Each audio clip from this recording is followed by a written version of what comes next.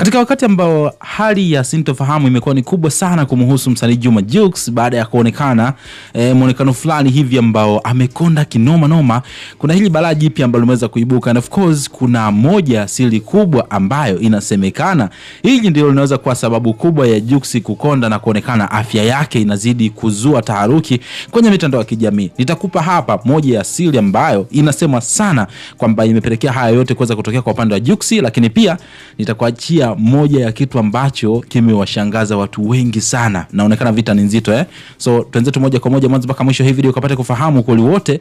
Lakini kabla sijakupa hii update hapa, naomba nikukumbushe stories na updates nyingi sana za Mastami nitakuwa nazidi kukusogezea hapa kupitia channel yetu ya Bongo Vibe. So cha kufanya, najua kuna wewe ambao ulikuwa bado hauja-subscribe, so check chini ya hii video hapo kuna neno limeandikwa subscribe, fanya kulibonyeza. Baada ya hapo like video, kisha kwenye sehemu ya comment tutakuja kuniachia maoni yako kuhusiana na hii issue ambayo mimi naenda kuiaddress kwako.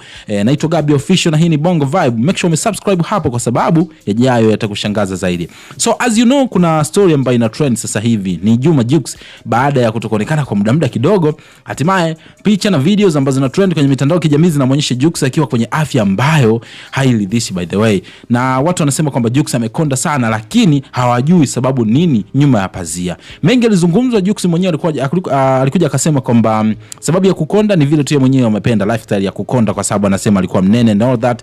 Lakini watu wanasema kwamba hapana, Jux hakuwahi kuwa mnene, so why aseme kwamba eti alikuwa anatamani aweze kukonda.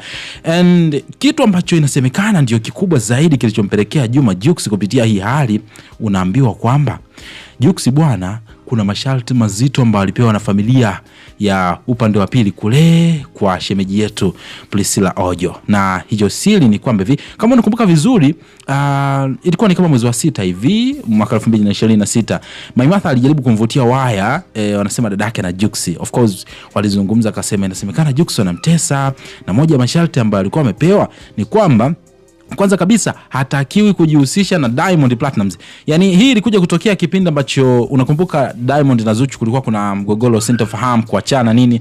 Inasemekana kwamba wakamwambia Jux asijihusishe na Diamond kwa sababu Diamond hana ukaribu, hana maelewano mazuri na familia yake kwa maana ya Zuchu, lakini pia Diamond ni kama playboy. Yani kwamba asije akamfundisha Jux na yeye mwisho siku kaja akamwacha Priscilla Ojo na vitu kama hivyo kwa sababu ya ushikaji, kwa sababu unajua kabisa kwamba mashikaji wakiwa pamoja manake wana share ideas and all that. Sasa cha kushangaza zaidi ni ile vita ambayo inaendelea sasa hivi kwenye mitandao ya kijamii. Sasa sitaki kukumalizia uhondo sana, nataka nikuachie hapa usome comments hizi hapa ambazo zitaonekana kwenye screen muda huu hapa, alafu utakuja kuniambia hii vita kweli itaishaje. Enjoy.